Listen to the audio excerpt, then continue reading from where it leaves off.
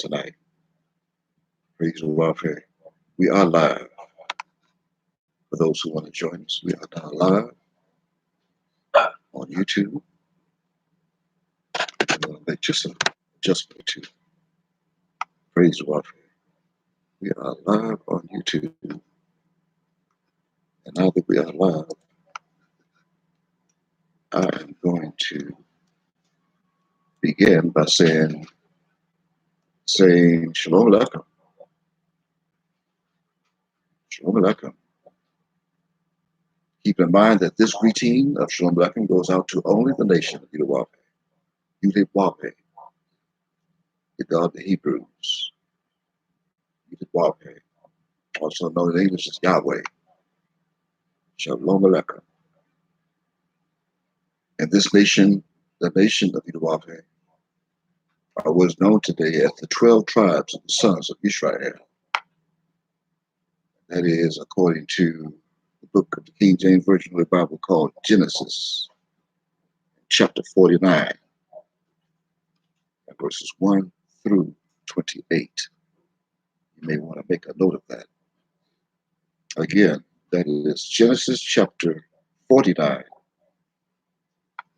beginning at verse 1 through 28. And that will confirm that the nation of Yudawape are all 12 sons that became a tribe of Israel, also known as Israel, also known as Jacob. Praise Yudawape. And furthermore, by truth, these 12 tribes are also known as the innovative nation of Yudawape. Innovative, which is the advanced and the original children of Yudawape. And that is according to Deuteronomy chapter 14 and verse 1. Those that are the innovatory nation of Yudawape, which are the celestial pioneers of Palestine, of the Middle East.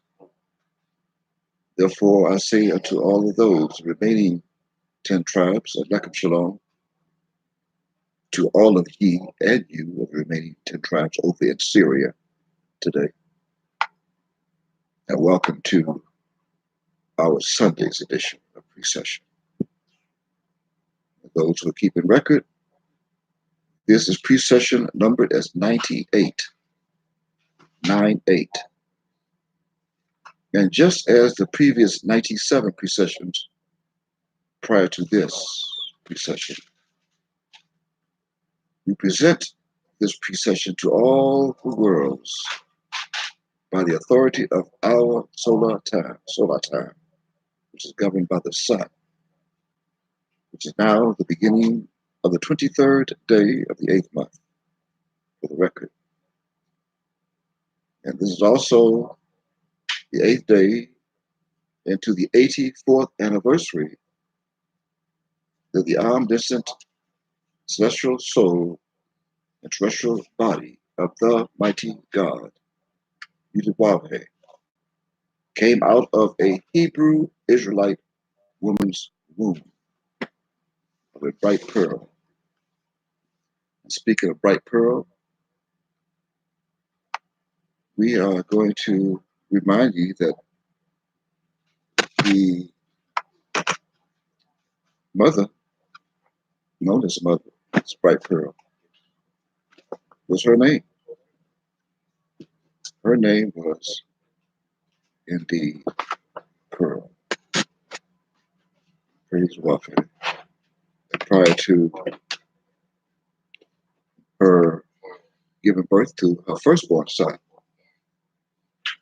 she was a virgin, just as it says. Prophecy of the Bible. Praise warfare. We just thought we'd bring that to your attention, that the mother of Christ is of a bright pearl. Praise the Lord. As we're going to make more emphasis of this, doing our testimony slides, we present this to the world. In the meantime, We want to make it absolutely clear that the mighty God came out of a womb of the Hebrew Israelite woman, bright pearl, right in the middle of the United States, of this land that's spiritually being called Sodom and Egypt today, according to Revelation chapter 11 and verse 8. And that middle town is known as Kingfisher, a state called Oklahoma. We just want to remind you of that for the record. Nevertheless, tonight we're going to reveal and we're going to disclose at the same time 7 books, 7 of the 66 books of the King James Version Holy Bible.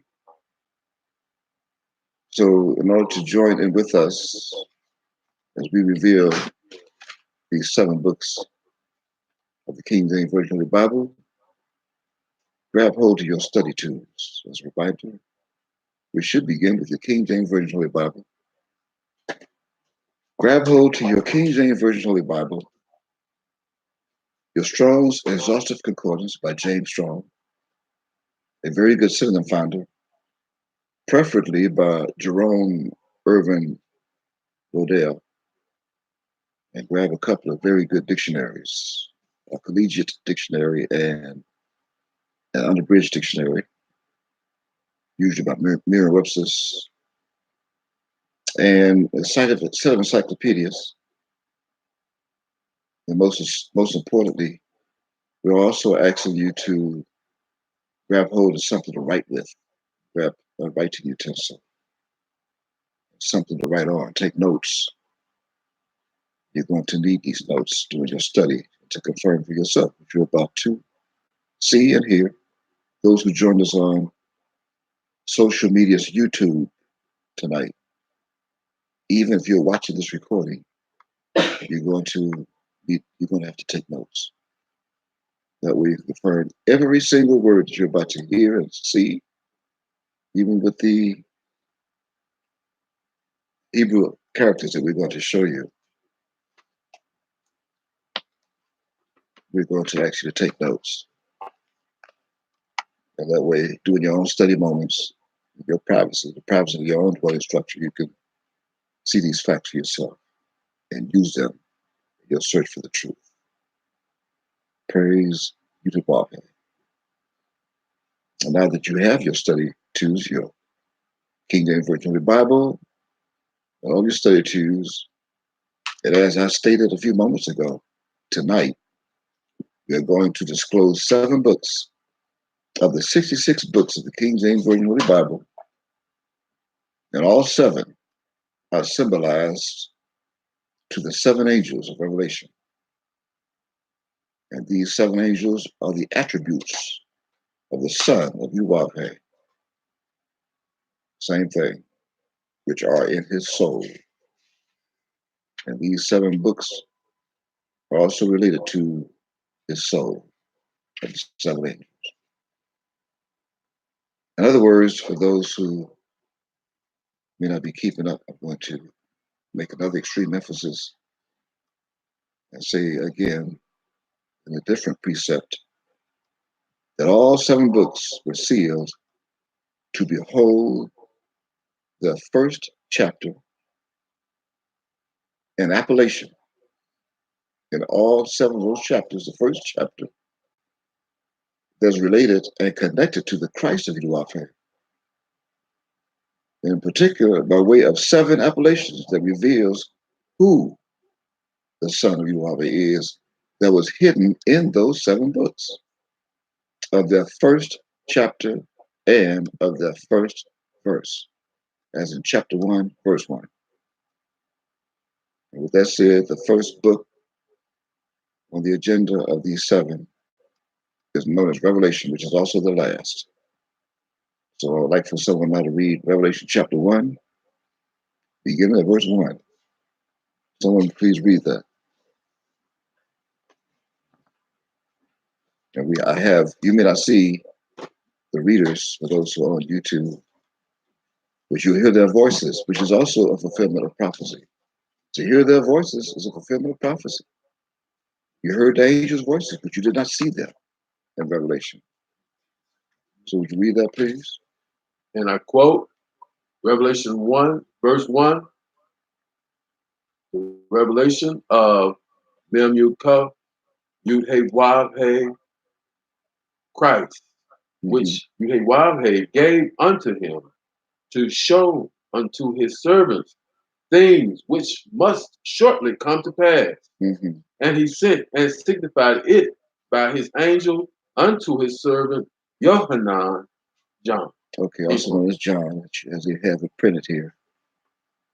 And by now we know that there is no J in Hebrew, but this name in English concealed another mystery we're going to reveal tonight, disclose.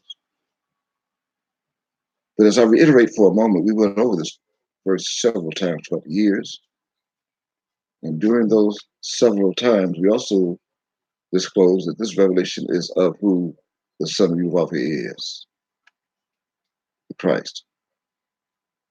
Now, here's what we did not reveal. We did not reveal the mystery here that is found in this name, known as John in English. John was not the servant. I repeat, John or Yohanan was not the servant. Yohanan was the giver, but they didn't know that. Yohanan was the giver who gave it to the Christ.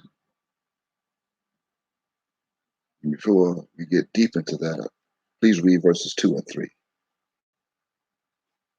And I quote Revelation 1, verse 2, who bear the record of the word. There's not a the in my Bible. Who? Please read it verbatim. Who bear record of the word of Yud He Wav He, and of the testimony of Mem Yud Kuf Yud He Wav He, and of all things that he saw. Okay, hold it before you read verse 3. Did you see that? Did you see the mystery? No. Verse 2 just confirmed what I said of the mystery. That it was Yohanan who gave it to the Christ. How is that? Because he bear record of the word of Yahweh.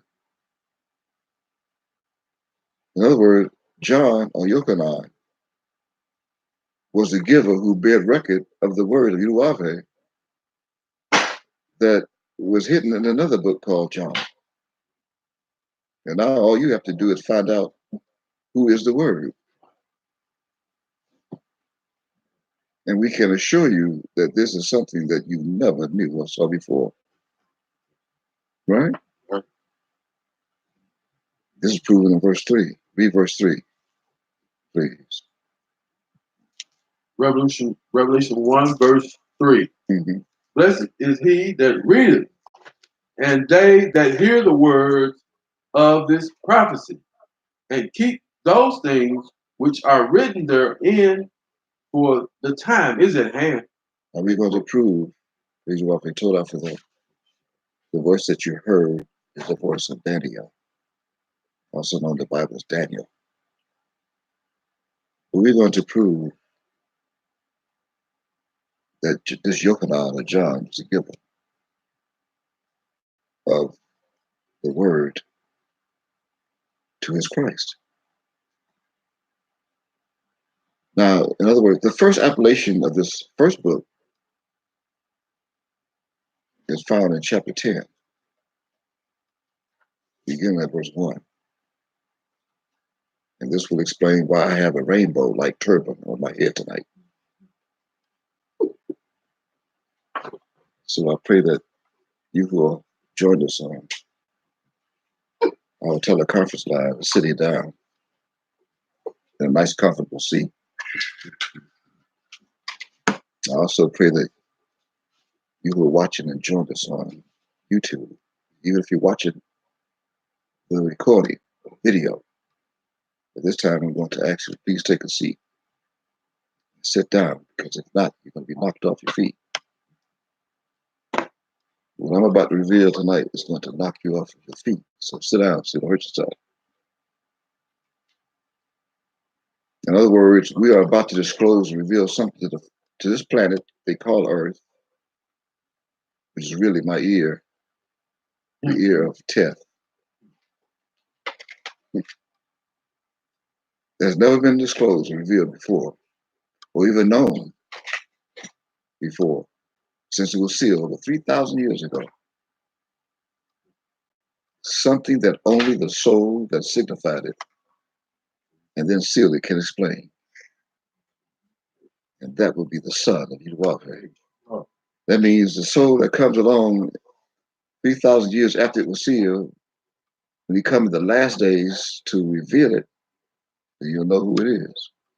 You'll know who he is. So someone read Revelation chapter 10, beginning at verse 1. Please. And I need another angel to read that because this is what someone saw. Another angel. Verse 10, starting at 10. Okay. Now, first of all, I hear an echo. That means you have your phone line on the teleconference line. You got to mute that. I thought I had it muted.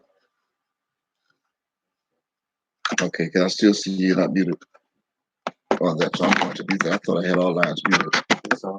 You muted, okay. Now you're about to hear the voice of Elijah.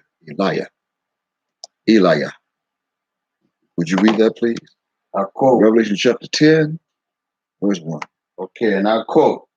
And I saw another mighty angel come down from heaven, clothed with a cloud. See, what's happening here is that Elijah is telling you by voice that you cannot see him.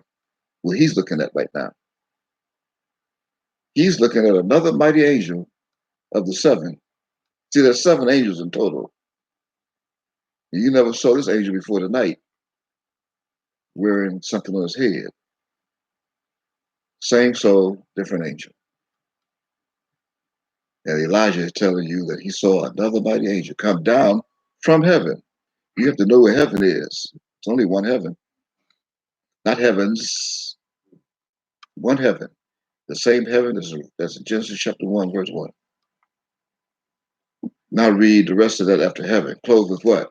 Clothed with a cloud. I am clothed with a cloud, all white, even up to my neck. But when you get to after the colon, what do you have after the colon of the cloud? And a rainbow was upon his head. Now you see the rainbow. And now that you have put this light in my face, read the rest of it. And his face was as it were the sun. Right. That's good. They got S-U-N there. Yeah. Should be S-O-N, different vowel. Although it could be either or because the sun symbolizes the sun. And the sun symbolizes the sun. Either one. And what else? And his feet as pillar of fire. You can believe that, but you need to know what the feet are. And I'm not going to stand up and put my feet in front of the camera. But you better believe my feet are as pillars of fire. I'm going to explain it another night. But tonight, the subject is the rainbow upon my head. Well, here I am. Here I am. This is the bow of the covenant that your God, Yudwalke, promised all worlds of this planet that he will not destroy this planet with the water of a flood ever again. In order to remind you of that, I'm now carrying a rainbow upon my head of the covenant. And why is it that your God, the God of Hebrews, promised that he would never destroy this world, this earth, this planet with water again? Why? Never mind your answer. Here's the answer. Because the water was made flesh and came out of a Hebrew Israelite woman's womb in the 9th month of their Gregorian calendar, known as September. September also produced the 7 seas of this planet of water. Those 7 seas, S-E-A, are truly 7 eyes that you must see, S-E-E. that you're also going to see in a moment. SEE. They got 7 SEACs. No, these are 7 eyes of the 7 lamps. But this is also the 9th month of this of water of their Gregorian calendar, known as September. He came out of the womb. However, September is the month of the sapphire brimstone. You know that, which is a blue crystal. And this same sapphire stone of blue is the same stone that symbolizes 72% of this planet's crust that's made of that sapphire stone at the center of this planet, where the motor is that makes this planet spin on its own axis at 1,037 and 1/3 miles per hour as it gets its energy from the same sun, even in darkness. It's the center of the earth. That's what the motor is of the sapphire brimstone. Though it's hot, there's hot lava in the earth's crust, which is also in the middle. This sapphire is also the ruler of the brimstone that, when mixed with fire, becomes an incinerating mass of destruction that's going to destroy all human and animal flesh, that becomes the fulfillment of Revelation chapter 21, verse 8. You got to go to that. Pause here for a moment.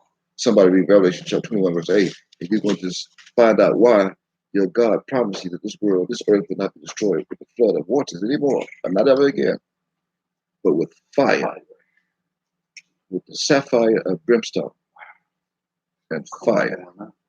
Read Revelation chapter 21, verse 8, please. Wait, start at verse 7. Start at verse 7. And here's a promise. Quote, he that overcometh shall inherit all things. I pray that you can hear. I pray you can think you can heard. He that overcometh. Read that again, please. This is now you hear the voice of another angel. Yelishua. He that overcometh shall inherit all things, and I will be his God, and he shall be my son. Praise the Lord. And there's room for others. There's room for a lot of sons.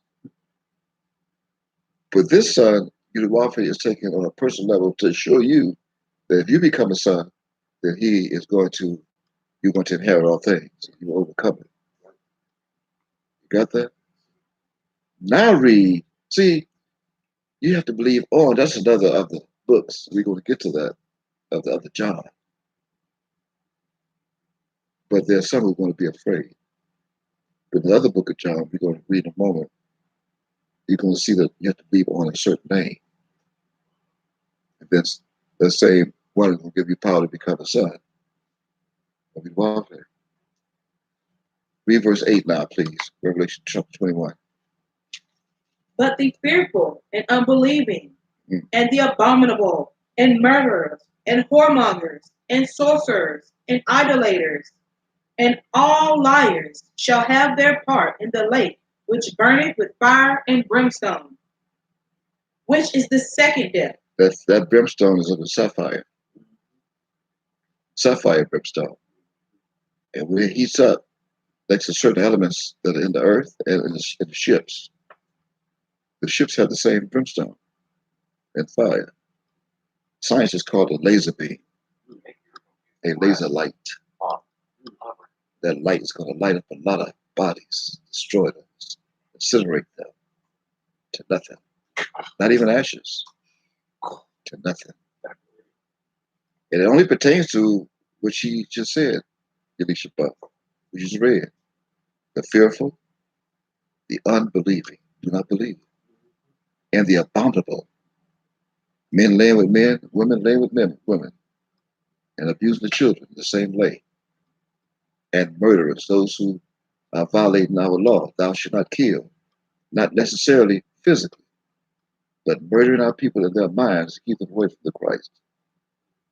And whoremongers, those who are whoring after other gods constantly, and whoring after materialistic things, and those who think they can conquer one another and conquer from one another, and those who worship idols, the idolaters, and all liars, not some, everyone who lies to their own people and brothers and sisters will have their part. Read verse 9, please, Elisha. Verse 9. And there came unto me one of the seven angels, And that's the subject. which had the seven vials full of the seven last plagues, and talked with me, saying, Come hither. Come hither. I will show thee the bride, the Lamb's wife. Here we are. I'm going to show you the bride's lamb, the bride, the Lamb's wife. And you should be seeing it by now. In the meantime, I'm here to testify to you tonight that these seven angels are the same as those that were sealed in a month called September, which is also the month that produced the septuplets. These angels are called septuplets, all seven. The same seven angels. These seven angels is now dwelling here on this planet they call Earth as number 13. Mem, the 13th new element, the god of water. And this will also explain why this planet will become submissive to the sapphire brimstone of fire this time, opposed to the flood of water the last time, or the first time, which was the first death.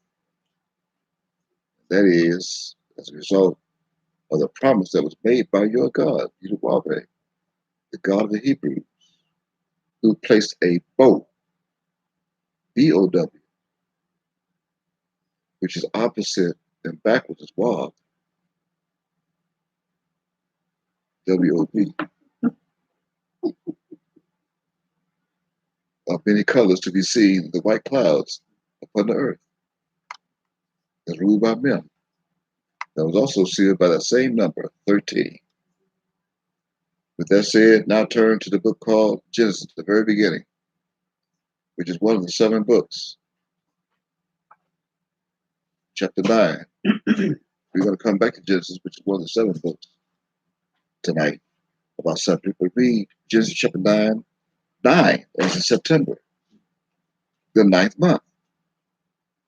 But first read the promise of Yahweh concerning the covenant before we get to verse 13. First read verse 11 so you can see the covenant that was made after the flood of verse 11. Genesis chapter 9, verse 11. Mm-hmm. And I will establish my covenant with you. Neither shall all flesh be cut off anymore by the waters of a flood, neither shall there anymore be a flood to destroy the earth. And Yahweh said, okay, yeah, read verse 12. And Yahweh said, This is the token of the covenant which I make between me and you and every living creature that is with you for perpetual generation. It didn't say forever, did it? It's perpetual. For perpetual generations. On and on and on. Okay. Now I want you to read Revelation, the revelation of Mem, the God of water, who was sealed in Revelation chapter 10 and verse 1, with this covenant of the bow of many colors on his head that you see tonight. Right. Revelation chapter 10, verse 1. No, Revelation chapter 9, isn't it? 9. No, I'm sorry, no. Genesis. Stay in Genesis. 10, verse 1. No. I want you to read Genesis chapter 9, verse 13. Huh? You just read Genesis 9:11, right? You read 12, right? Okay, now go to verse 13 and read it now. I do set my bow right in the cloud. In the cloud. And it shall be for a token of a covenant between me and the earth. You got that? Yeah. Well, who's the earth? See, The theologians of Rome, of the world, of history, have you believing that the earth is a structure. But the earth is not a structure. The earth is a man with an ear, a teeth.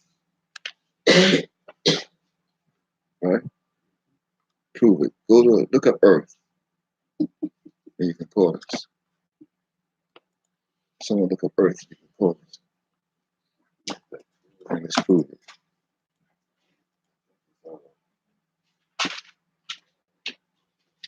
And let's see what earth is.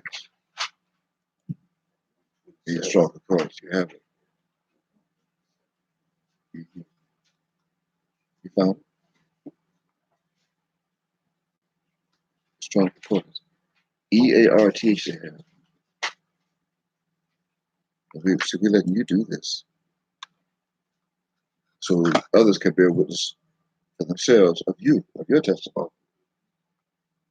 Right. Don't forget, I took you from under the altar as a soul for your testimony.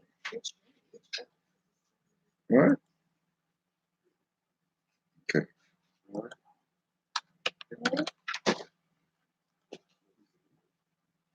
It's also a part of Genesis chapter 1. The first place you see the word earth in English is in Genesis chapter 1, verse 1.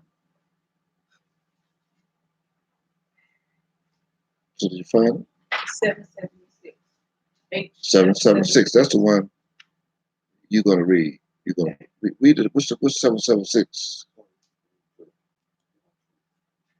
To be burned. What The does it say? earth at large, At what? At large? or particularly a land, common country, earth, field, ground, land, nations, way, wilderness, world. Okay, stop there. What did I tell you the earth is? Did I not just say to ye, those who are listening on teleconference line, those who are watching this video, or even live, that the earth is a man? Right. I said that, didn't I? They have you believe in structure. You Wafi didn't make this covenant with structure. He made it with the earth. Right? Right.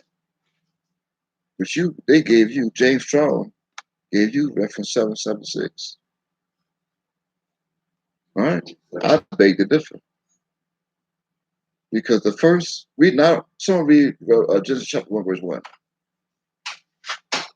That's one of the 7 books, Genesis. Read Genesis chapter 1, verse 1. In the beginning, while they In the created beginning. the heaven and the earth. You have heaven as one. Quote. You don't have heavens. No. In my Bible it says heaven. Singular. One.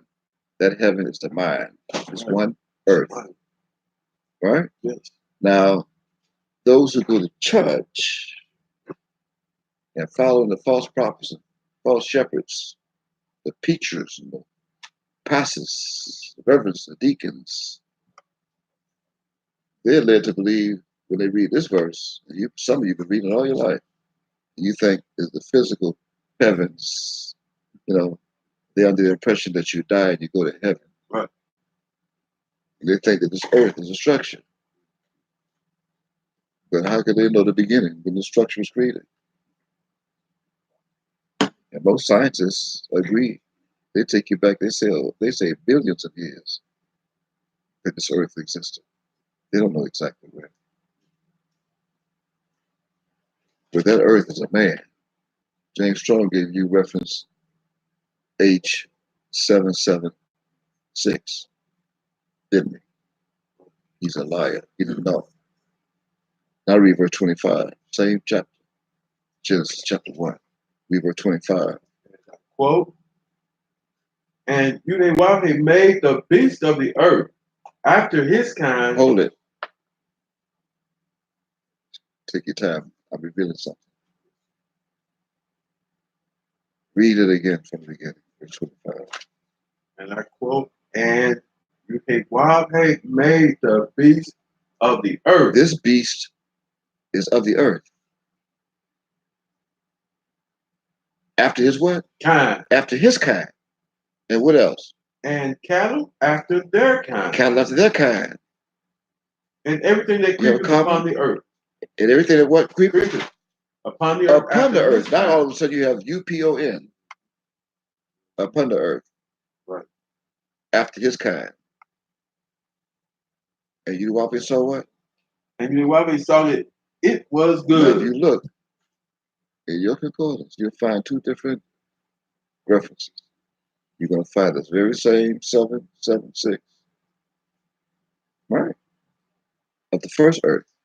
But this second earth in the 25 is a man under reference H127. But that's not the etymology of this man. Look at your strong concordance on the reference H127, and it takes you to Adamah. That's a lie. They changed it to Adam. That reference H119. Look at it. And this Adam of H119 say is red. That's the blood of the man, right? Which is the O negative. And then they turn around and they put this man's name in the Bible that you believe his name is Adam. But that's the blood of the man. That's why he was able to hear the blood of a brother crying up to his ears. Your brother's blood crieth up from the earth. Why? Because the one who was killed was from the earth, from Adam. It was Adam's son they called Abel. Pray you are. Now you know the earth is a man. And that man had a son who was killed by the devil's son. Got that? So when your God said in verse 13 of chapter 9, read it again. Genesis chapter 9, verse 13, as a mem. I do set my what? I quote, I do set my bow in the cloud, and it shall be for a token of a covenant between me and the earth. Now, when you see the physical rainbow, you will see it all your life. But you also have to admit that when it rains and the sun comes up, even when it's raining in some parts of this planet, you don't always see the rainbow, only in certain parts. And certain days and certain times, this bow appears to let you know the sun is near. The sun you've always come is near. All right? This bow of Genesis chapter 9, verse 13 came from the original Hebrew word known as keshet. Keshet. You will find this word, this Hebrew word, in your concordance under reference H7198. 7198. Keshet. And this Hebrew word means one meaning, and that's, quote, rainbow, end quote. Why?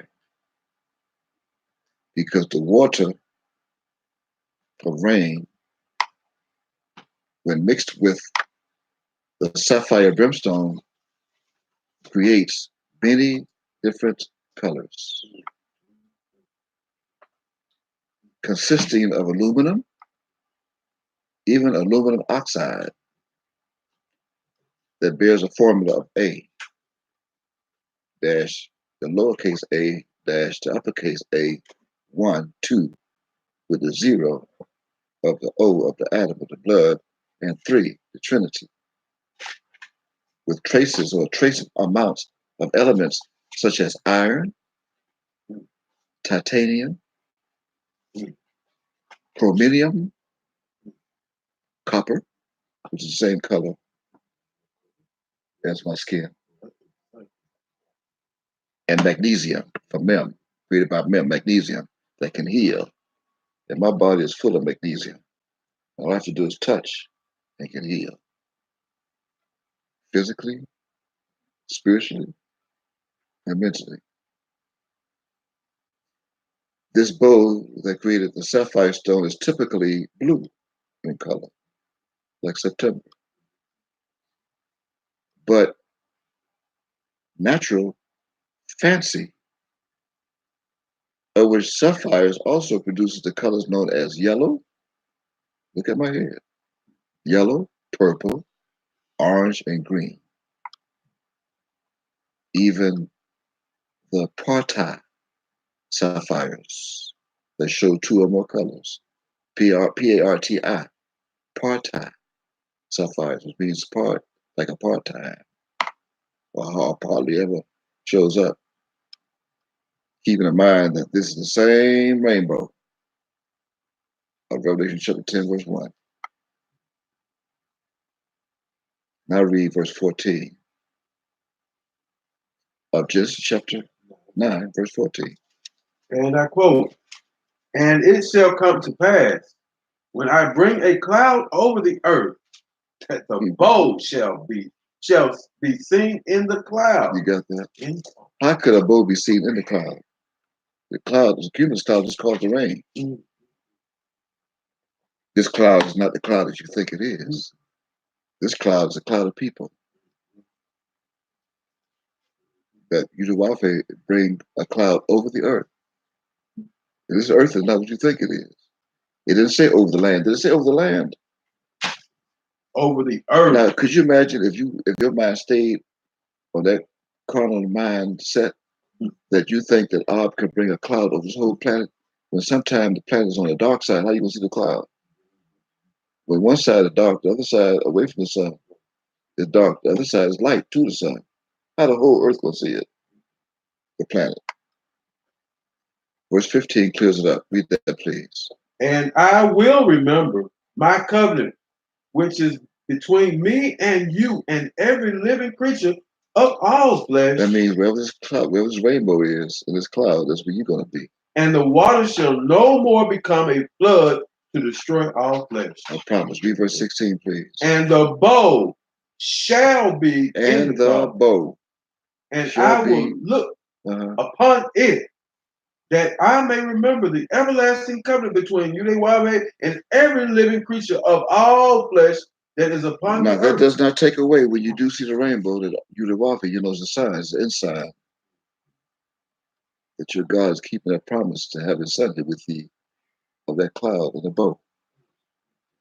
All hidden in Revelation chapter 10 and verse 1. And then what did he say to Noah in verse 17? "And Yudewave said unto Noah, This is the token of the covenant which I have established between me and all flesh, that it is upon the earth." That is upon the earth. Right? That is upon the earth. We can go on with this. But because of our scheduled time, we just go back now to Revelation chapter 10. Now, all this comes from verse 1. All of what we just read and we just revealed came from verse 1 of Revelation chapter 10. Now read, who is there? Pick up at verse 2 of Revelation chapter 10. Please, who's reading that? I should have told you to keep your marker on Revelation chapter 10. We wasn't done with that. We're going to read the whole chapter. Pick up from verse 2. And who's that?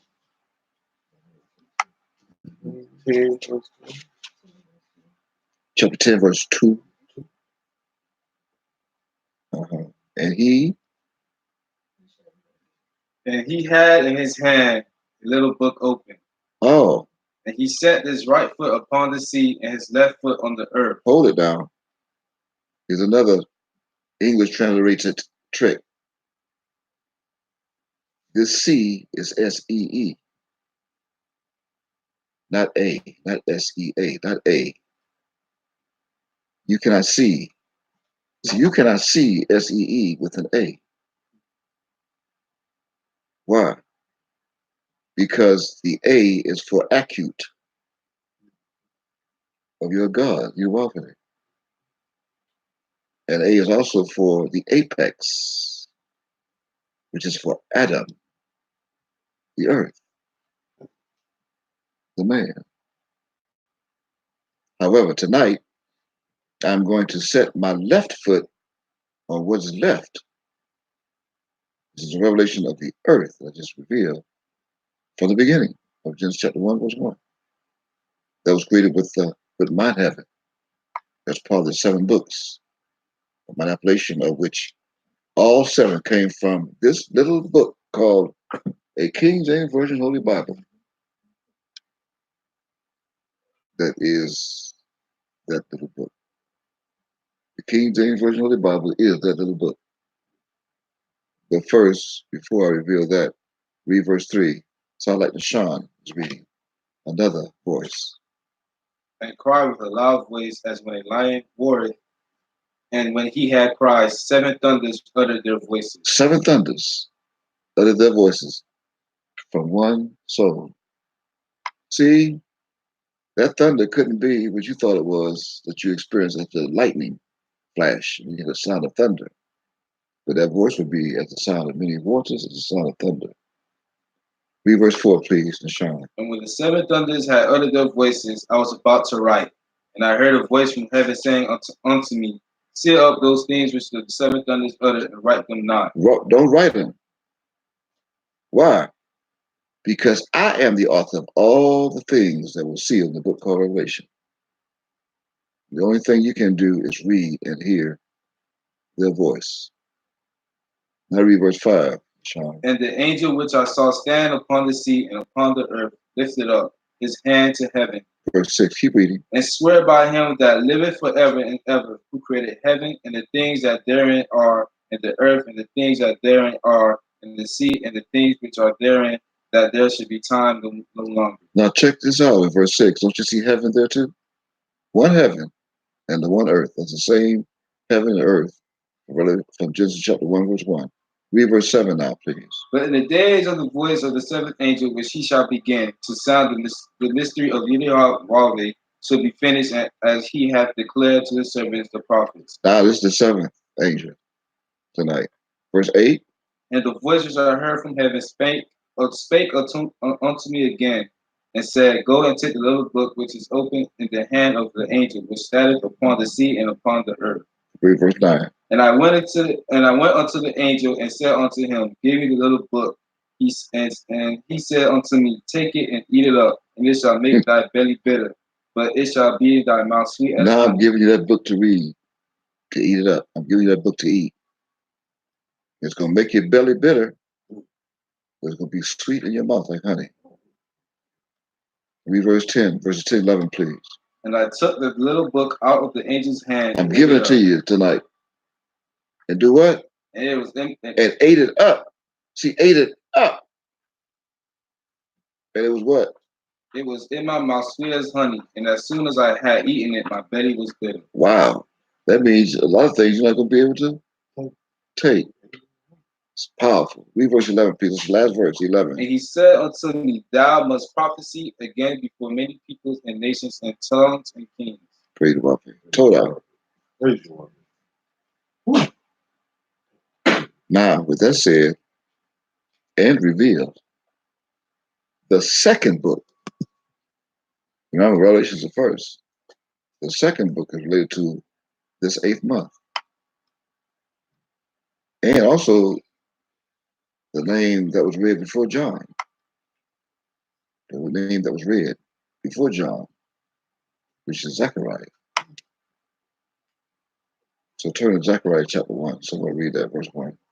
Remember, I said 7 books, 7 chapters, each chapter of one of those books of verse 1. Now you're going to read Zechariah chapter 1, verse 1. Mm-hmm.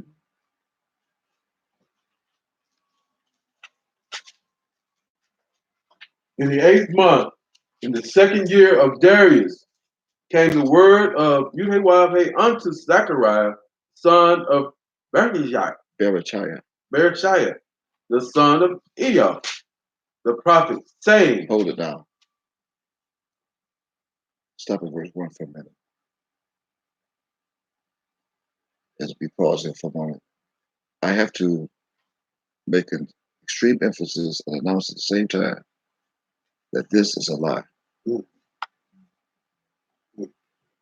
That Zechariah was not the son of Berechiah.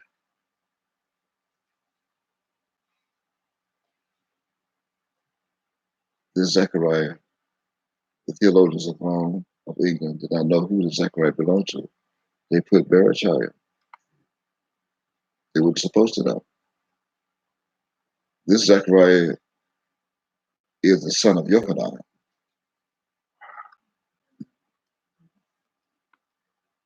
I repeat, this Zechariah is the son of Yohanan, also known in English as John. Now pause here for a moment and turn to the book called Nehemiah, chapter 12.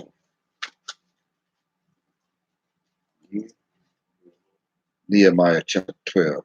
Turn to that. You're going to read that. Nehemiah chapter 12. And you're going to read verse 25. No, you got to see what this is about, this chapter. What it's of. So read verse 1 first. And get a shock in your mind. I told you to sit down. Read verse 1. Right? Nehemiah chapter 12, verse 1. So on. Read that. What does it say?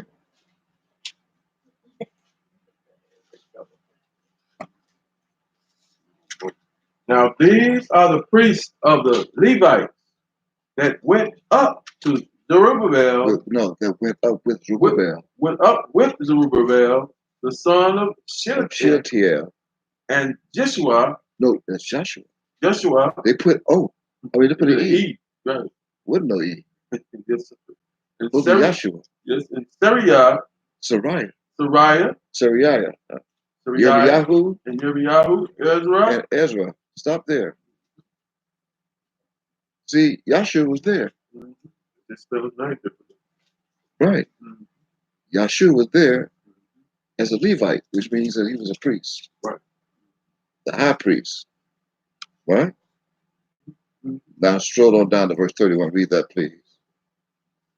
Verse 31. And I quote, Then I brought up the princes of Judah upon the wall. Wait, how all of a sudden, we start at verse 1 with the Levites. And then all of a sudden in verse 31, now we have Yehuda.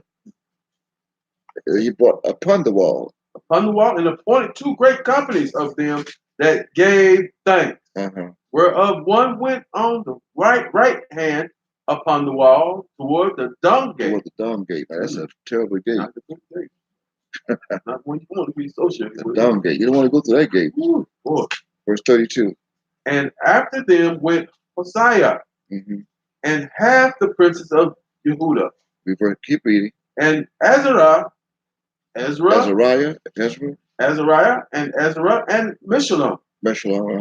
And verse 34 is who? Yehuda, and Benjamin, and Shemaiah, and Yirmiyahu. Who all was there? And certain of the priest's sons with trumpets, namely Zechariah, the son of Yochanan. Excuse me? Zechariah, the son of who? Yochanan. That's who? The son of Shemaiah. That's who the son is of Zechariah chapter 1, verse 1. Yohanan. Not Berechiah. Read on. The son of who? The son of Mattathiah. The son of Shemaiah? Yeah. The son of Mattaniah? Yeah. And the son of who? Micaiah. That's another. See, that is a variant of Micah Yahweh. Even the Mattathiah is Matthew, right? Right. Also, Mattaniah is Matthew. Matthew, right. They changed the Matthew. Who you wrote the book of. Right. The son of Zakur and the son of Esther. That's enough at verse 35. See, during the course of time, Zechariah had a son. You got that? Zechariah had a son whom he named after himself. He wanted to name after himself. But he was told by an angel to name his son Yochanan. But he was hard-headed. His wife, Elisheba, overheard it. And said,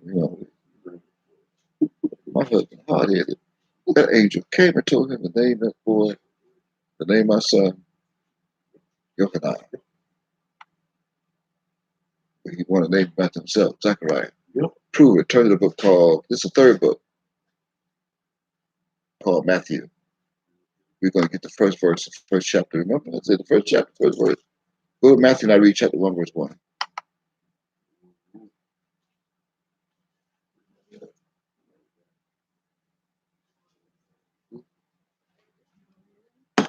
Yes. Yeah. Matthew chapter 1. See, Bethaniah. Yes, sir. Bethaniah chapter 1, verse 1. What no Matthew? Matthew is a Greek Gentile who stole this. Bethaniah. You have it? You read it out loud, please, so it can be heard all over the world. What do you have? Matthew 1, chapter 1, verse 1. Yeah, can't hear you. Come on, you should walk over. It's another angel, Sarai. The book of generations of Memucan Udewabe, the son of David, the son of Abraham. Praise the Lord, Toda. Now turn to the fourth of the seven books, which is Mark. There'll be another voice. Turn to the fourth book of the seven books of the night on the agenda, which is Mark, M-A-R-K. However, Mark was copied by an impostor. All right? Mark was copied by an impostor. So we would like for you to read Mark chapter 1, verse 1. And Mark is going to sound just like a simile to Matthew 1, 1. See, Matthew 1, 1 said that Christ is the son of David, the son of Abraham, right? Now read Mark chapter 1, verse 1 and see who that is. See who he truly is. What's that read? And I quote Mark chapter 1, the beginning of Verse the 1, yeah. in the beginning of the gospel The of beginning of the gospel. of Memukov Uhewabe, the son of Uhewabe. Stop. Wow. They know. They knew and they know. But they wanted to take the credit. They wanted to give it to a Gentile, European Gentile. So now turn to who took the credit, or what they took out of Mark and gave it to this Gentile. Why would they do that? Because Mark is not a name. Mark, M-A-R-K, is not a name, but a hieroglyphic of 4 letters, of which the first letter is for Mem, Mem-U Kaviwafe, who is the Ark of the Covenant that you just read in Genesis chapter 9. So if you separate the M from the A-R-K, you have Mem of the Ark. It's not a name. Why? Because Mark is an oath. Your reference for this, to prove it now, your reference for this is, look at your Strong's Concordance, the reference H226, 226. It's going to take you to Mark. It's going to reveal that this Mark is an oath of the son of Uwafe. And this Mark also became an enzyme known as Wob from the boat, W-O-B backward, Wob, that was placed upon Cain in Genesis chapter 15, Genesis chapter 4, verse 15. You have it? You can read that, make a note of that, read that on your own. Genesis chapter 4 and verse 15 will show you and reveal this ensign of Mark that was placed upon Cain. Not his forehead, was placed upon Cain. Protection, which is Wob. Again, Wob is both backward spelling. pronunciation, sound, Wob, W-O-B, from left to right, and from right to left, B-O-W. Or from left to right, B-O-W, or from right to left, W-O-B. So read the Apostle by turn to Luke chapter 1, and read begin at verse 5 as it's paid.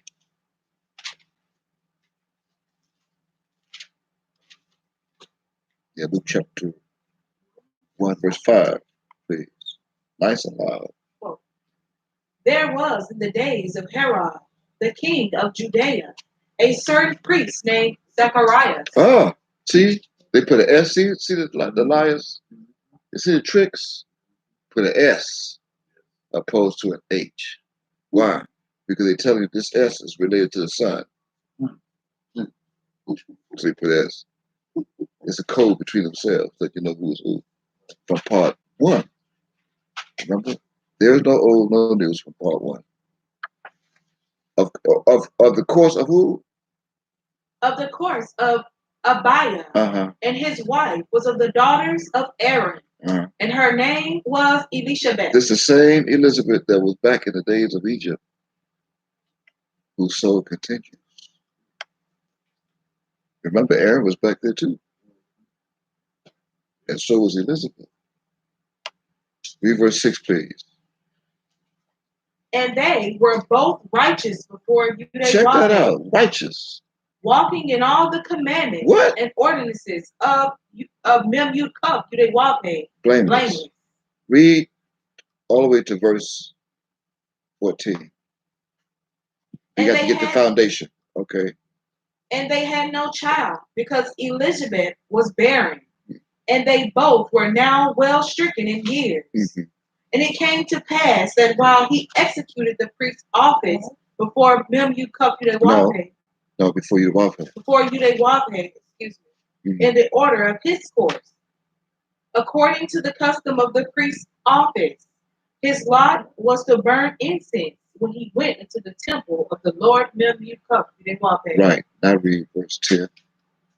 And the whole multitude of the people were praying without at the time of incense. And there appeared unto him an angel of the Lord. An angel of who? Right, that's one of the 7 angels. Standing on the right side of the altar of incense. And when Zacharias saw him, he was troubled, and fear fell upon him. Now this Zechariah is the same Zechariah, now don't forget, of the book of the Old Testament. Right? The son of Yochanan. Okay. Read on. But the angel said unto him, what? Fear not, Zacharias, for thy prayer is heard, and thy wife Elizabeth shall bear thee a son. Wow. And thou shalt call his name Yochanan. See? There it is. Right? Read verse 14, please. And thou shalt have joy and gladness, and many shall rejoice at his birth. They rejoice at his birth. At this time, he was born during this era of time, on the 15th day of the 8th month, also known as October 27, 1935. If you look over my left shoulder, to the right of your screen, you'll see a photo image that he left with us. Remember that body by. It's the same Yochanan, also known as an appellation called Nun. In Exodus chapter 33, verse 11, it's the first appearance of Nun, the name. We're going to prove it. Skip down, Elisheba. Skip down to verse 57, please.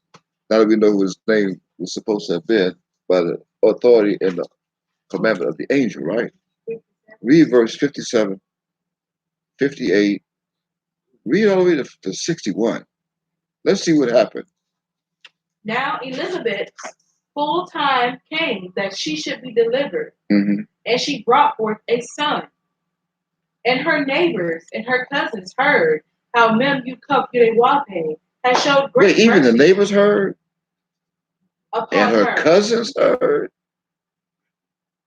how the Christ had showed great mercy upon her?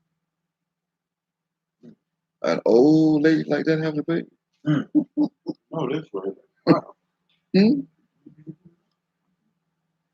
Wow. It's sort of like during those days, she was like 71. But during this time, that 71 switched. And she became 17 and got pregnant. That's Pearl Wow. in this land. It's reversed. From 71 and going on 72 to now 17, going on 18. Reverse 59, please. And it came to pass that on the 8th day they came to circumcise the child. They did. And they called him Zechariah. What? After the name of See, his father. After the name of his father. Oh. See how it's a tradition. The first son is always named after the father. But check out who intervened in verse 60. Read that, please. And his mother answered and said, What? Not so. No, but you he don't. shall be called Yochanan. What? He shall be called Yochanan. Read verse 61, please. And they said unto her, There is none of thy kindred that is called by this name. They never even heard of Yochanan. That proves that there's only one Yochanan from the beginning. Right? Only one. Go to Luke chapter 3 now for a moment and read verse 2. Let's confirm it. Luke chapter 3, verse 2. They put these Greek names in. All these Greek names represent Hebrews in the stone. Hebrew names. There are no such names as these in Hebrew who could be high priests in our nation. You got it? Read that, please. Annas and Caiaphas, being the high priest, the word of Udewape came unto Yochanan, the son of Zacharias, in the wilderness. That's the same Yochanan who came to this wilderness today. The wilderness where Judah is today. Got that? Now go back to Zechariah chapter 1 for a moment, so he can see what happened and what Udewape saw. Read Zechariah chapter 1 and verse 2. Read verses 2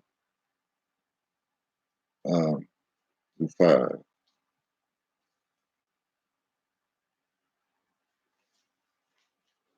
You have been sore displeased with your father. What? Uh-oh. Therefore, that's not good.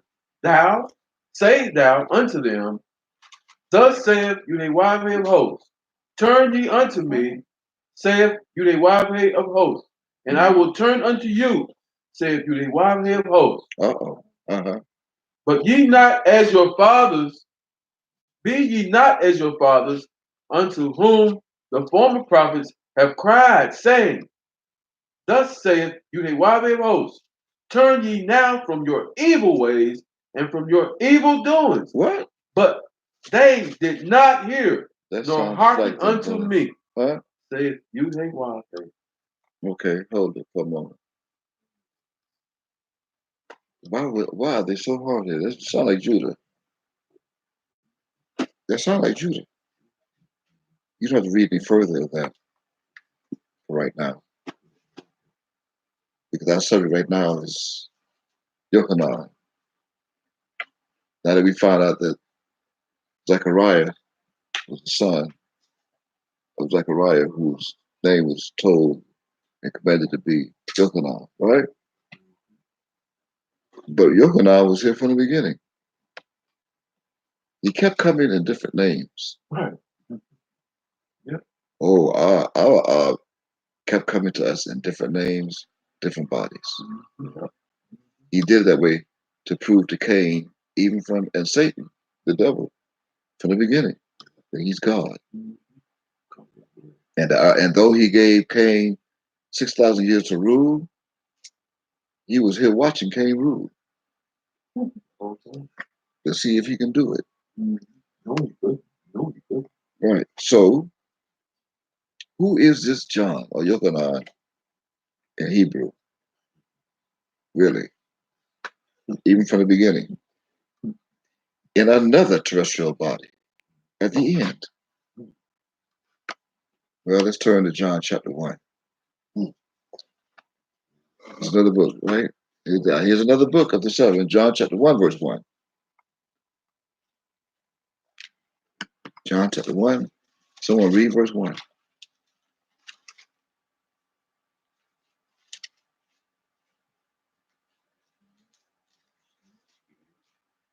Mm-hmm. And I quote, "In the beginning was the Word, and the Word was with Yuhewave, and the Word was Yuhewave." Wow. So, in the beginning was the Word. The Word was with Yuhewave. The Word was Yuhewave. So that means there must be something of His Word, right?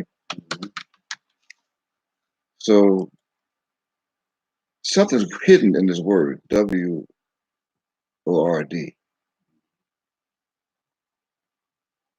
I'm sure there is.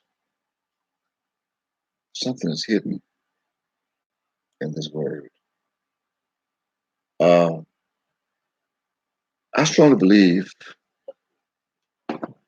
that there's a brow hidden in this Word, up the forehead. You know, brow like the eyebrow. If you take the aura out of the eyebrow, resh, out of brow, what you get? Bow. Right? Okay. So, with that said, there's a mark that's going to be put upon your forehead.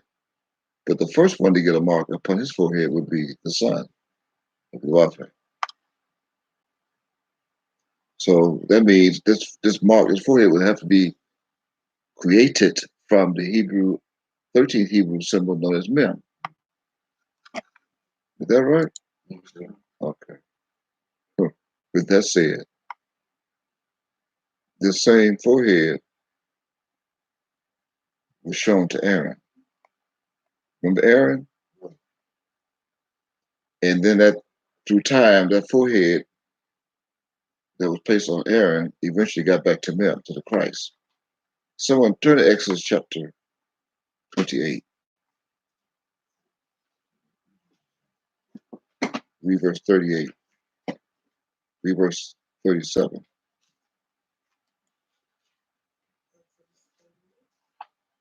Exodus chapter 28. Mm-hmm. Read verse 37 first. 34. Wait.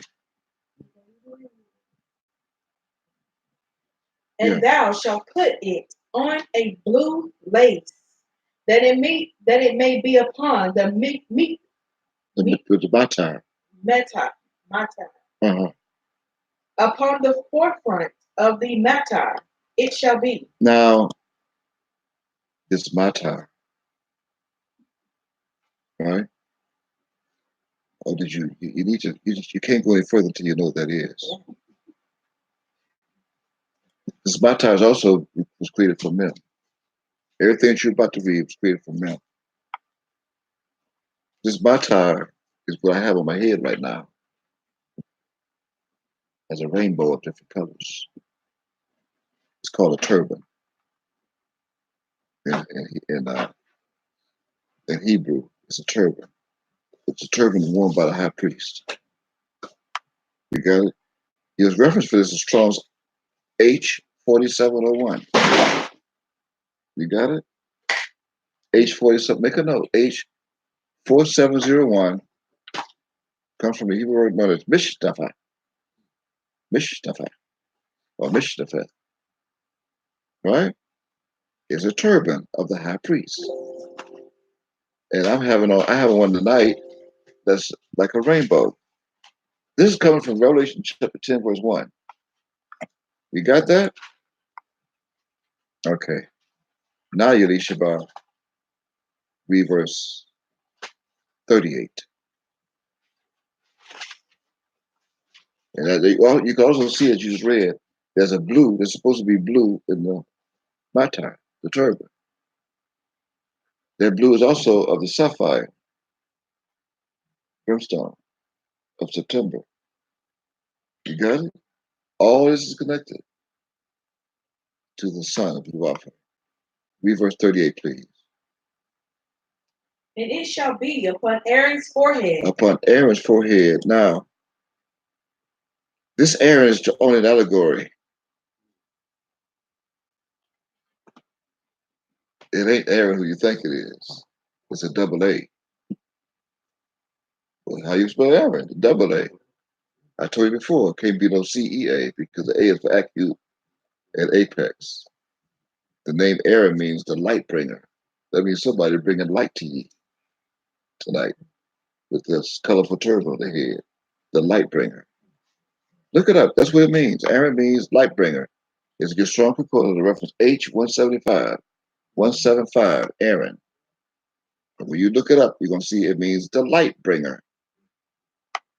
They think it was the brother of Moses. Well, it was in a way because Moses and Aaron came today too. But Moses came first. And then came Aaron, the light bringer.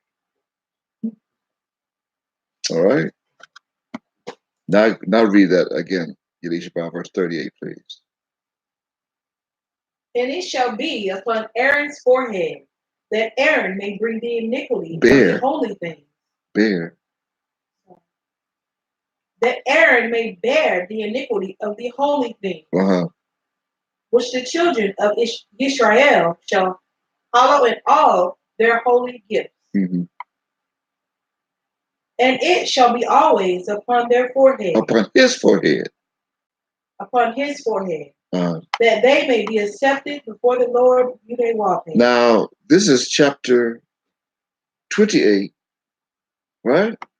And you know what happened to Aaron. Aaron turned against Jehovah, and he created a golden calf. Yep. Couldn't be that Aaron. It's all an allegory, a simile, a prophetical.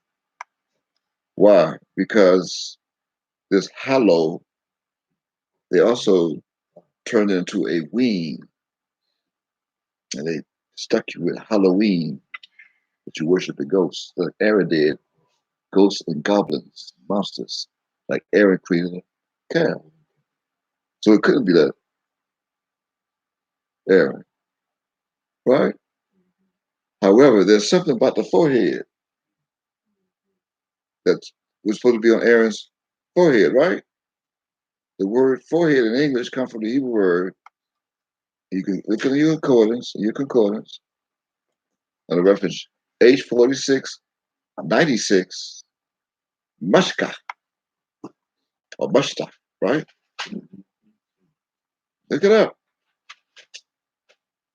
H4696 is Mushtak, right? And it means brow. B-R-O-W. If you move the resh, you have bow. Right? However, and I asked you earlier to get something to write with and something to write on. You have brow, B-R-O-W, from left to right. Brow. That's what it means. Look at the coordinates. All this is hidden. It was hidden and sealed to be revealed today for the children of Judah of Judah. So you'll know who the Christ is, whom he sent. Only he can do this. In Hebrew and English, because Judah was speaking English today. So I left words of both that would translate into English. I'll be able to talk to you on a level as I descend from heaven, on your level, any other day that you were taught by the slave masters. You got it? All hidden. So when you write down B-R-O-W of this meaning of a brow from the forehead,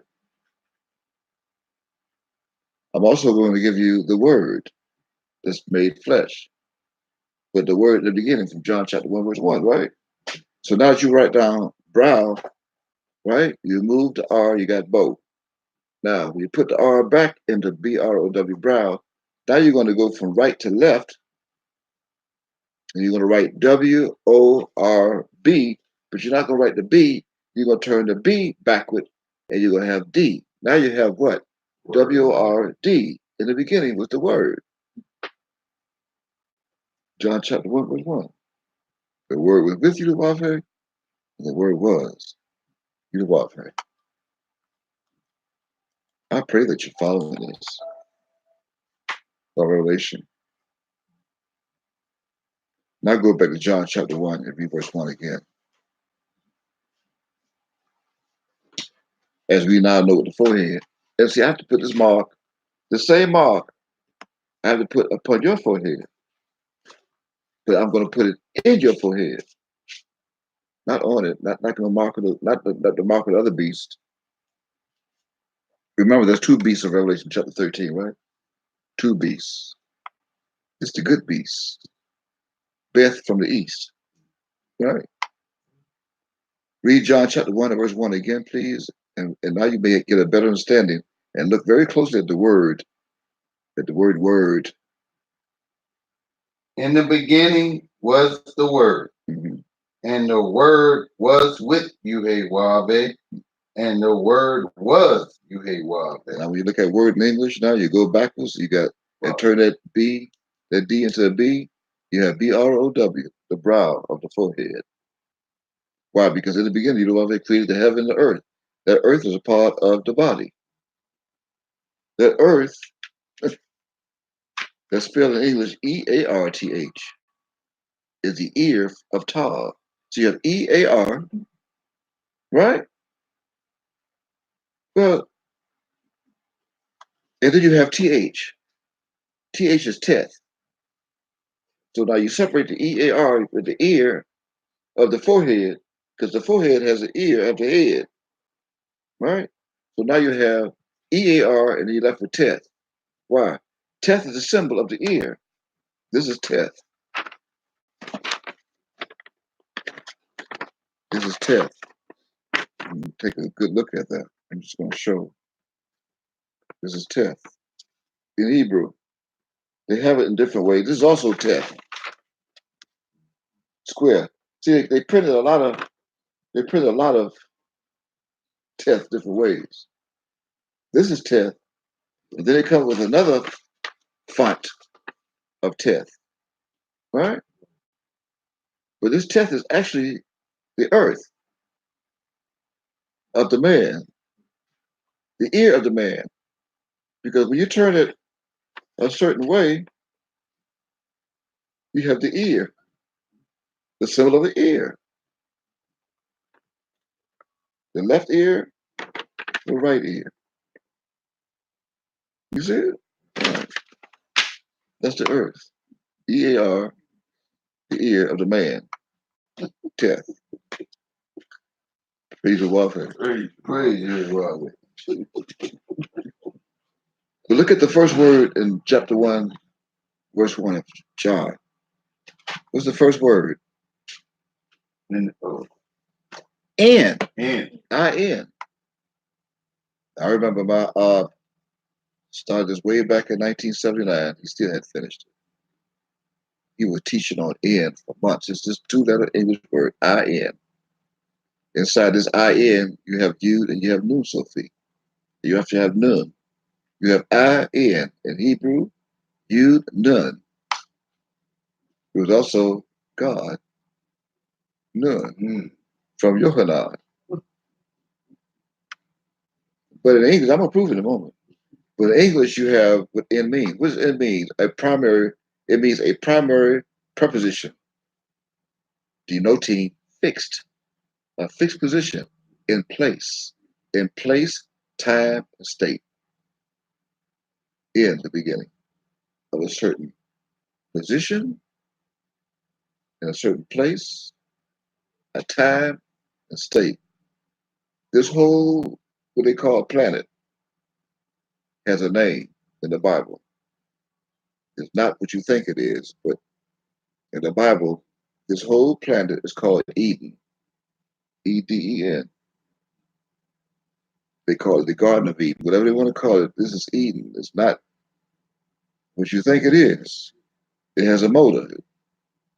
And I can show you in the Bible that Yudavave comes to this ship with a motor at a certain time in a state. But Yudavave formed this man. It's the same man. He created it. He created this man in chapter 1 and verse 1. We're going to get to Genesis, right? We're going to go to that in a moment. And then he placed the man whom he had formed after he breathed his nostrils, the breath of life. He placed the man eastward in Eden. The planet is called Eden in the Bible, but eastward in Eden is called the Middle East today. The Middle East. And he put it right in the middle of the center of the earth. Right in the middle of the earth is the Middle East. That's why they call it the Middle East. So in, is defined as a primary preposition of a certain place, time, or state, and by implication, instrumentality, medially, and constructively. That is a relative or resting or relation of rest, an intermediate between in, at, up, dash, on, as upon, by, by, and etc. It also means about, after, against, almost, altogether, among, as, at, before, between, hereby, all means, for, sake of, give self wholly to. It also means here, into, wardly. It also means mightily. It also means because. It means of. It means openly, outwardly. One, in means one, O-N-E. It means quickly, shortly, speedily. It also means that, therein, throughout, unto, under, when, where, with, while, within, often used in compounds with subsequently and substantially the same import, rarely with verbs of motion. This comes from in. You got your dictionary. Totally get it. And then, not to indicate direction, except elliptically by a separate and different preposition and preposition. This comes from in. So in the beginning, a lot happened from Genesis chapter 1, verse 1. Read verse 2, please, of John chapter 1, verse 2. And John 1, 2, and I quote, the same was in the beginning with Yahweh. You got that? Pay attention. Focus on that now. In the beginning was the Word, and the same one was with Yahweh from the beginning. The same was in the beginning with Yahweh, the Word, or the brown. Right? Okay.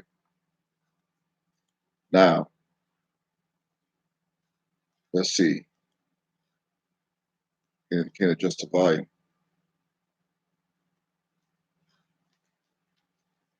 Let's go to chapter 1, verse 1 now. Just quickly reiterate it. Chapter 1, verse 1. Is that the volume on the teleconference line? Mhm. There you go. That means we need let's, a mic. that means the charge must be going out there. Go on your phone. Someone read, go to Genesis chapter 1, verse 1. And let's just reiterate that very quickly. This is another book of the seven. In the beginning, Yahweh created the heaven, which is the mind, and the earth, which is his body, of the same word. Genesis chapter 1, verse 1, John chapter 1, verse 1. Right? Now go back. Now go back. Stay on John. Read verse 3. John 1, chapter 1, verse 3. John 1, 3. Yeah, you got to stay to John. Okay. Uh, Okay. verse 3. Yeah, I got it. And I quote, all things were made by him, and without him was not anything made that was made. You got that? You got the fathers now. There's a pattern that we're revealing. Somebody, you stay here in John chapter 1, and someone stay in Genesis chapter 1. And we're going to connect this pattern so you can see what's going on. Now, whoever is in Genesis chapter 1, read verse 2. Because in John chapter 1, verse 3, all things were made by him, and without him was not anything made that was made. Genesis chapter 2, I'm sorry, Genesis chapter 1 and verse 2 reads, what? And the earth was without form and void, and darkness was upon the face of the deep. And the Spirit of Yahweh moved upon the face of the waters. Now read verse 3 of the waters. Now read verse 3. And Yahweh said, let there be light. And there was light. Why? Because there was darkness in verse 2. Remember remember the name Aaron? The bringer of light? Read verse 3. And you about to say it again, what? And Yahweh saw the light. Verse 4. Okay, read verse 4. That it was good. And Yahweh divided the light from the darkness. Those are the minds of the people. Verse 5, please. And Yahweh called the light day, and the darkness he called night. Uh-huh. And the evening and the morning were the first day. The first day, right? Okay, now go back to John chapter 1 and read verses 4 and 5. Okay. From the beginning, remember? Yes. And I quote, in him was life. Yeah. And the life was the light of men. The light was the light of men. 5. And verse 5. And the light shineth in darkness, and the darkness comprehend it not. Now you know that this darkness is referring to a people. Because how could your dark house comprehend anything? Now you see it's referring to a people. They comprehended it not. Now read verses 6 through 17 of John chapter 1. Okay. I quote, there was a man sent from Yahweh, whose name was Now Yochanan. here we have John again. He was sent from Yahweh. Who is that? Read and see. The Verse 7. same came for a witness to bear witness of the light, that all men through him might believe. Might believe. How? Because when Yahweh came to us, when we are still calling, quote, Yahweh ben Yahweh, or even Yahweh, Beit Musa for Yahweh, he came for many purposes. This verse 7 of John chapter 1 is one of the many purposes why he came. Why? To bear witness of his son. He even announced this truth to all those of the Peace Foundation when he titled the book that I wrote with my own fingers. Here's the title, quote, I bear witness of the Son, Yahweh, end quote. And they were so dead and dark-minded back then, they had no idea what was happening. And he put the book in their face, and they printed it. He released it to the public, and they still couldn't see what he was saying. And I did not name the book that. He did. Right. I named the book Mika. He said, He edited and put down and told them in their face who he came to bear witness of. right. And no one could comprehend that now because the darkness comprehended it not, except he who gets the light. Now you know who it is. Now turn to John. Let's prove it. First John. And let's prove it. Sounds familiar? Here we go. John again. Same John. And turn to chapter 5 of First John and read, begin at verse 5. Let's prove it. Who has that? Read it nice and loud. Chapter 5, verse. Yeah, chapter 5, 1 John, chapter 5, beginning at verse 5. Who is he that overcometh the world? But he that believeth that Memu Kabude is the son of Yudhe It's right there in the Bible. Verse 6. This is he that came by water and blood, even Memu Kabude, not by water only, but by water and blood. Yes. And it is the Spirit that beareth witness, because the Spirit is true. Verse 7. For there are three that bear record in heaven: the Father, the Ab, Wait, the Father, the Ab, the Word, the Word, and we the get Holy right now the Spirit. subject, Genesis chapter 1.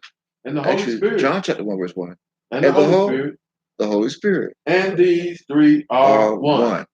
Right? Now, that's three, two that are one. The Father, the Word, and the Holy Spirit. Read verse 8. And there are three that bear witness in earth: the Spirit, and the water, and the blood. Now, those three is the same. And these three agree in one. Agree in one. Now read verse 9, please. If we receive the witness of men, the witness of Yudhe is greater. You got that? So For who would you this rather is the receive witness witness of? Yudhe Man or Yudhe? which he hath testified of his son. Hold it now. Listen to the question. If we receive the witness of men, the witness of Yudhe is greater. Yes. So who would you rather receive witness of? For this is the witness of Yudhe, which he hath testified of his son. Right there in the Bible. Who ever heard of that? God testified of his son. That must mean he was here with us to do it. Read verse 10, please. Read verse 10. Or read verse 9 again then. Yes, sir. Yeah. If we receive the witness of men, the witness of Yudhe is greater. Why? For this is the witness of Yudhe, which he hath testified of his son. Read verse 10. He that believeth on the Son of Yudhe hath the witness in himself.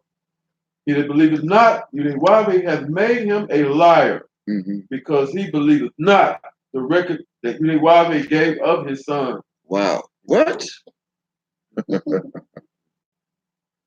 Read verse 11 and 12, please. We'll stop at 12. And this is the record that Yudhe hath given to us, eternal life.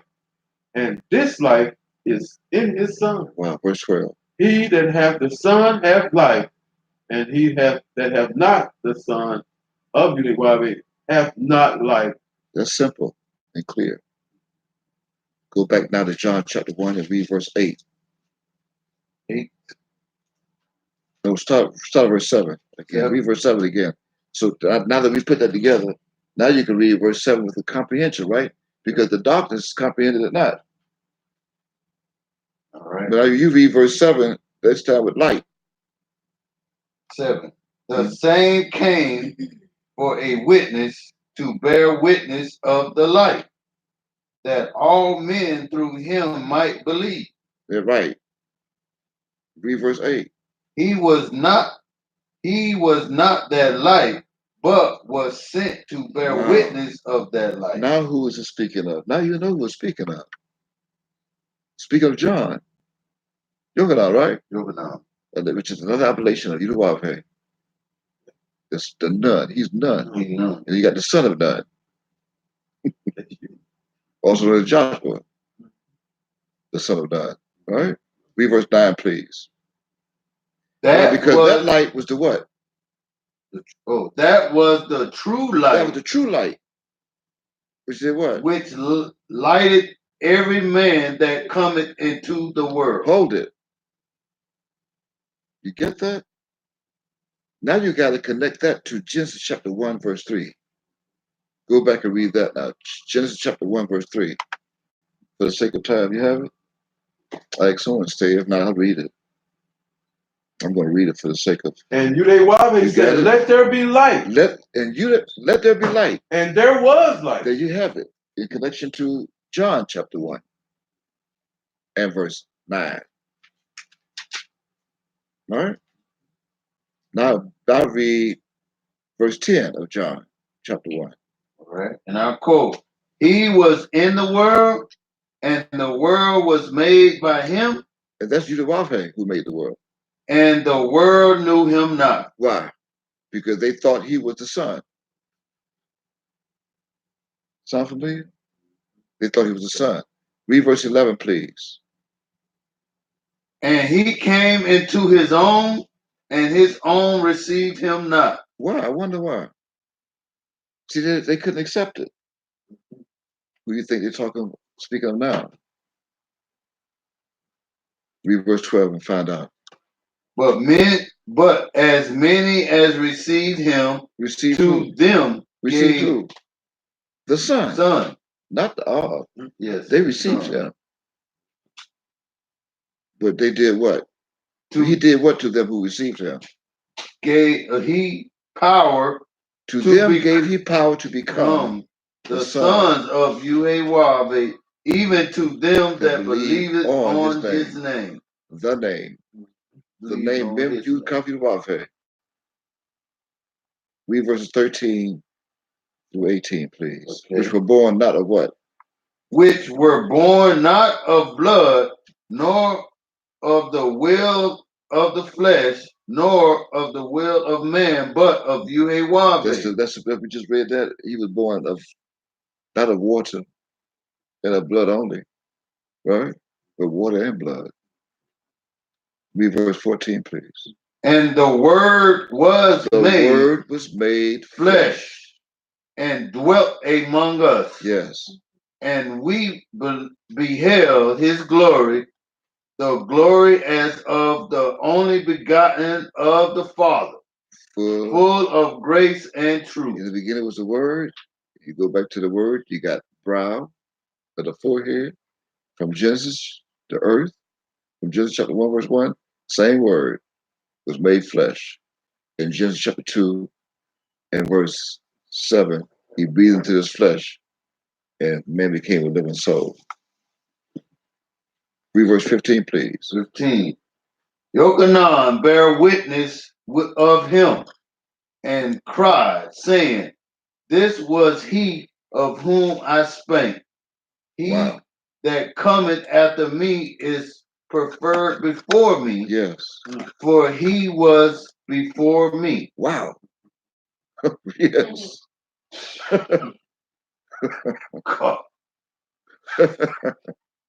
Read on. 16. And of his fullness have all we received, and grace for grace. For the law was given by Moses, but grace and truth came by Memukaf Uhewabe. Wow. No man has seen Uhewabe at any time. The only begotten Son, which is... I'm the only one who saw Uhewabe and knew who he was. That's what you're just reading. Which is in the bosom of the because Father. I was right in his bosom. I was in his bosom. I'm the only one. No one else knew. I'm the only one who knew. Now go to, but let's say we're going to read the last for tonight. All right. No one knew because it was hidden through the name known as Yochanan. And from Yochanan, remember? No one knew who Yochanan was. Right. No one seen the Yochanan or John. Right. And they went from John to Joshua. Now turn to Joshua chapter 1 and verse 1. That's another final book right now, the 7. You can read Joshua chapter 1.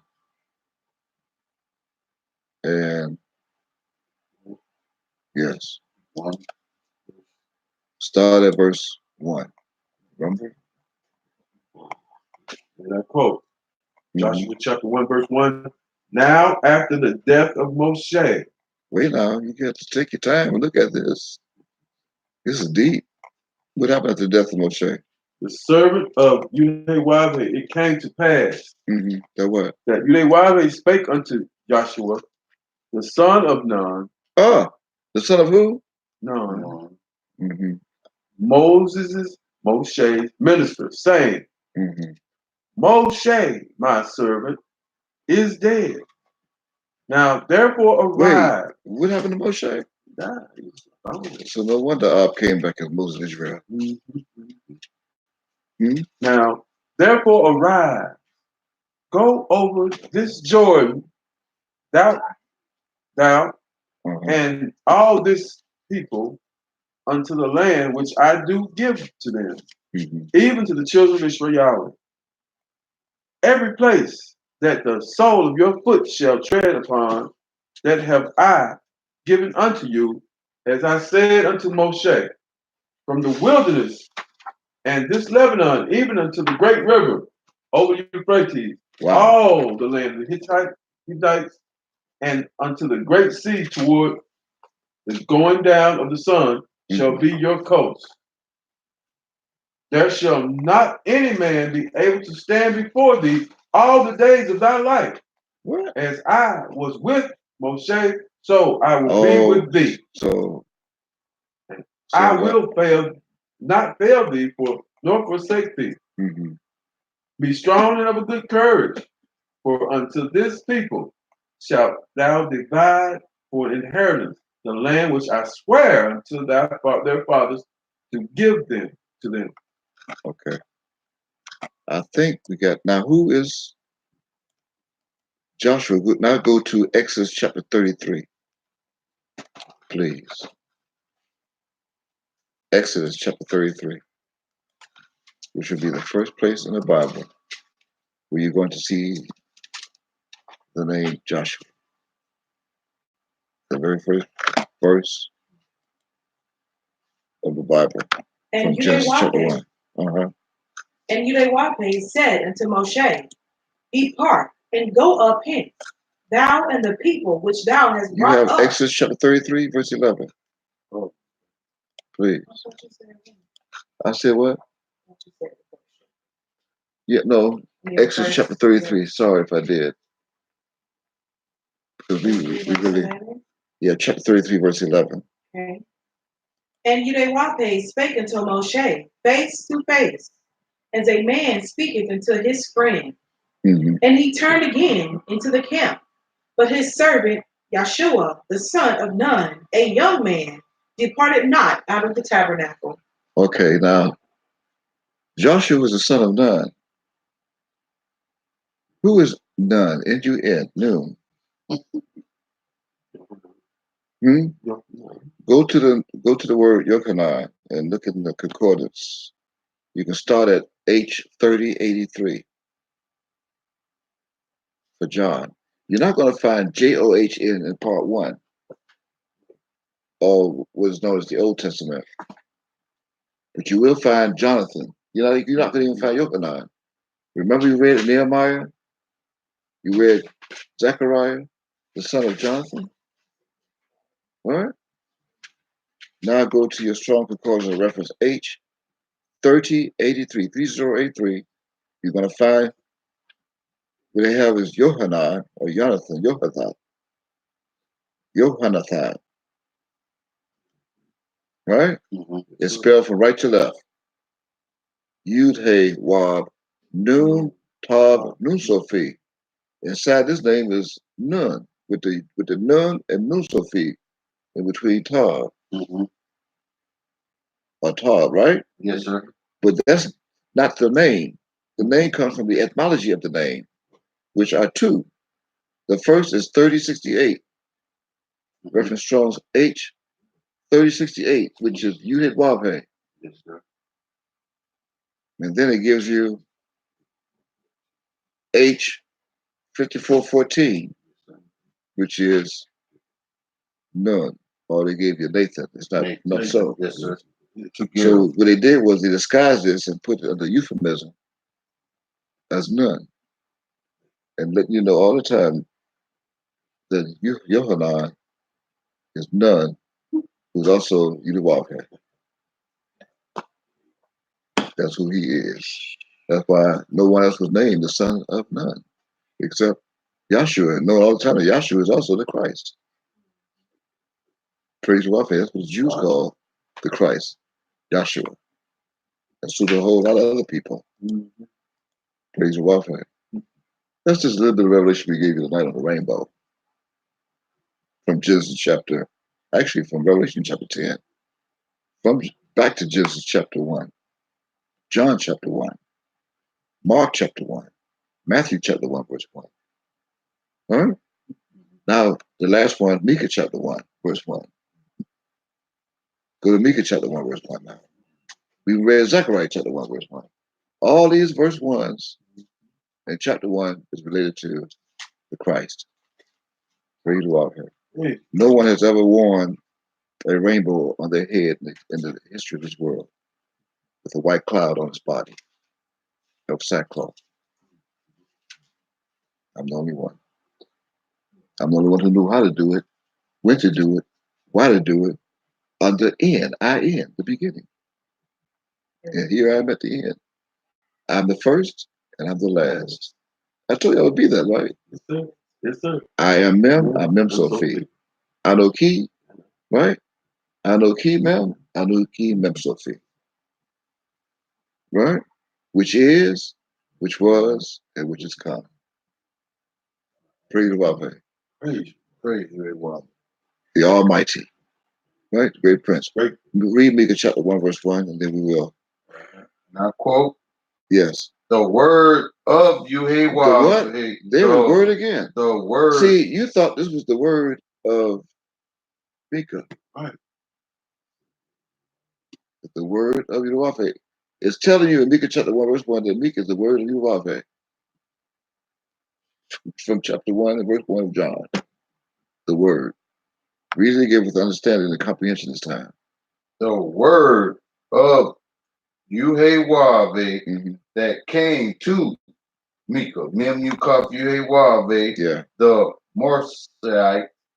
The Morsite, yeah. Morsite. That's not, in the that's days not of say. In We're the rest of the Morsites. He's the only one. For a reason. Praise the Lord. And what else? In the days of Yotam. Yotam. Ahaz. And Hezekiah. And Hezekiah. Kings of Judah, right? Kings of Judah. Yehuda. Yeah. Which he saw concerning the Samaritan. The Samaritans. And Samaria. Jerusalem. That's actually America. And Jerusalem. At this time, we're going to thank those who joined us and watched this video.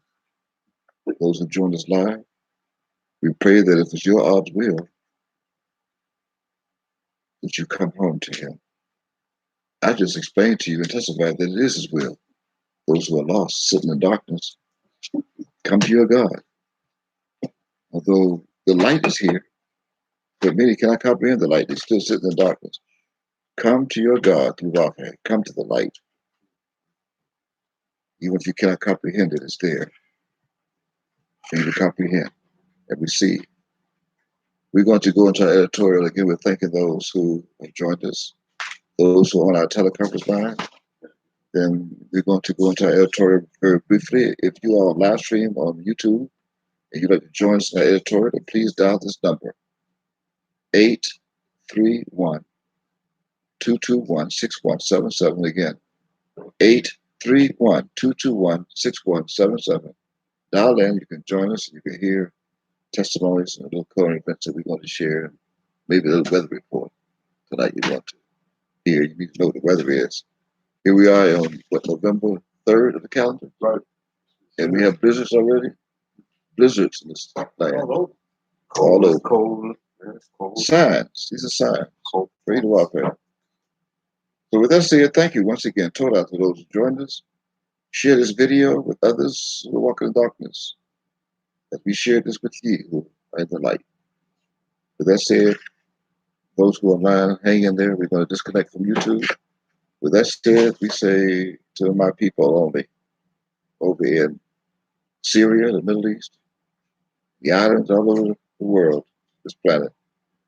I say to only my people again, as Lakim Shalom, Lalato, which is good night in Hebrew, and also Anoki Ahad in Hebrew, which means I love you eternally and forever.